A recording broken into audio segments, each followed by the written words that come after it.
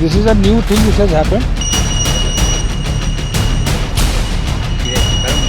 Manipur police ने पहले ही tweet किया हुआ है, so it has been escalated and we are taking it very seriously.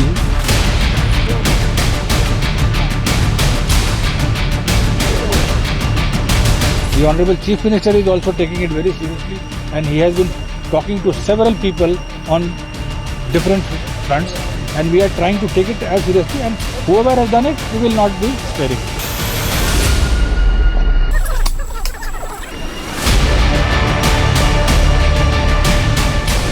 Manipur में एक बार फिर डर और दहशत का माहौल देखा जा रहा है।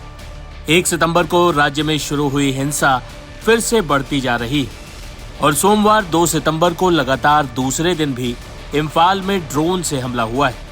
उग्रवादियों के इस हमले में इम्फाल पश्चिम में 3 लोग घायल हो गए, जबकि इम्फाल पूर्व में एक भारतीय रिजर्व बटालियन के बंकर में तोड़फोड़ की गई।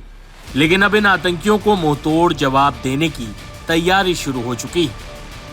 आतंक के इस नए पैटर्न में विदेशी साजिश का एंगल भी सामने आ रहा है और शक की सुई चीन की तरफ भी है। सोमवार को हुए इस हमले से एक दिन पहले रविवार को भी ऐसा ही हमला हुआ।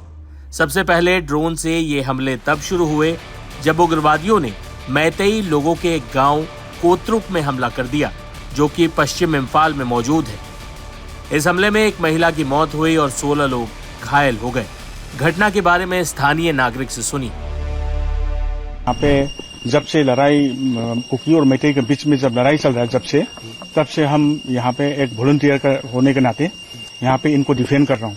अच्छा, कब ये वाला जो हादसा जो है ना, जो बम्बार्डमेंट जो किया हुआ था ड्रोन लेके? हाँ जी, ये जो घटना हुआ कल रात को 10:30 बजे करीब, हम लोग सोया नहीं था उस समय। 3 बम फटा यहाँ पे, 3 बम फटा और 1-2 बम जो है, कम से कम मेरे ख्याल से 3 बम जो है यहाँ पे बिना फटे यहाँ पे पड़ा है और एक बम तो जो नहीं फटा है और हमने आइडेंटिफाई कर लिया और अभी 2-3 बम और ढूंढना बाकी है अभी।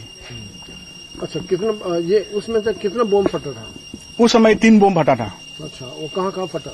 ये हमारा यहाँ पे हम जहाँ पे रहते हैं, हम मतलब इनका प्रोटेक्शन के लिए हम यहाँ पे ड्यूटी लगा के हम बैठे हुए हैं और यहाँ इसका बिल्कुल नजदीक में फटा था और 2-3 बम और आगे फटा है और 1-2 बम जो है और भी अभी ढूंढना बाकी है। पुलिस अधिकारी ने इस हमले की जानकारी देते हुए बताया कि यह हमले शाम 5 बजे चिरांग जिले, जहां मैतेई आबादी ज्यादा है, और हेरोथेल जिले, जहां कुकी आबादी ज्यादा है, के बीच गोलीबारी होती है। शाम करीब 6:30 बजे 2 भाई बहन के घर पर बम गिरा, जिसमें वो घायल हो गए। साथ ही एक और व्यक्ति इस हमले में घायल हुआ। मणिपुर के डीजीपी राजीव सिंह ने कहा कि अब उग्रवादियों को उनकी भाषा में जवाब दिया जाएगा। This is a new thing which has happened and we have already, Manipur police ने पहले ही ट्वीट किया हुआ है, so it has been escalated and we are taking it very seriously. We have spoken to everybody from here to Delhi और वहाँ दिल्ली में भी NSG से भी हम लोगों ने बात किया है, डीजी एनएसजी से बात किया है, उनकी टीम से बात किया है, प्लस और भी एक्सपर्ट्स आ रहे हैं। हम लोगों ने कमिटी भी एक बनाई है कि ये ड्रोन के बारे में पूरा ये पढ़ने के लिए and something to do counter करने के लिए उसको कैसे हम लोग आगे ये करें। आसाम राइफल एक कमेटी तो बना दी गई, बट उसके बाद भी कुछ एक्सपर्ट्स को भी हम लोग बुला रहे हैं और जल्दी से जल्दी हम लोग कुछ इसका उपाय ढूंढेंगे।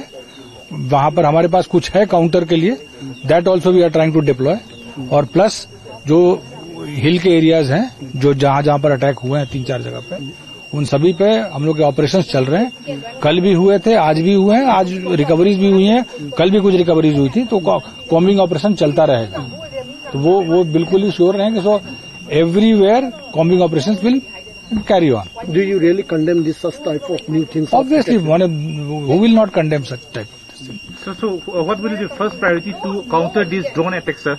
That is what I said, na. We are already studying it. We have talked to experts. We have जो experts हैं इन चीजों में, उनसे कल मैंने खुद भी बात किया है और सीएम साहब ने भी कई जगह पर हाई लेवल पे बात की है। The centre is also providing all support to us और इस चीज में they are also worried and we are trying to gauge कि किस तरह से इसको टैकल किया जा सके and we all are working towards it. सभी लोग। As of now, also even the public has been raising the voices against the central forces of standing as a silent spectator. So how would you comment on that? See, for me, every force is the same, and as I said, कि right now the requirement of force is so much that only the state force will not be able to do, because state force is employed in other normal law and order duties, traffic duties, this, that.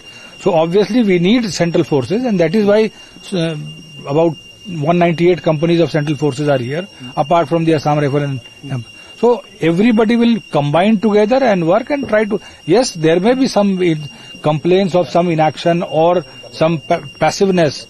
That we will look into it. इन्होंने भी बताया है, हम लोग जरूर देगा. अभी आपके सामने वो जो कमांडर थे उनको बताया गया है, and we will take it up with the senior अफसर. वो ऐसा होगा नहीं, अगर कोई एक्टिव नहीं रहेगा और इस तरह की खबर मिलेगी तो विल डेफिनेटली टेक एक्शन, चाहे वो स्टेट पुलिस का हो या सेंट्रल फोर्स का हो.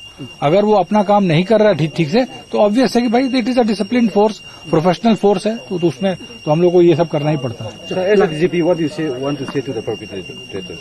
Public को क्या मैसेज?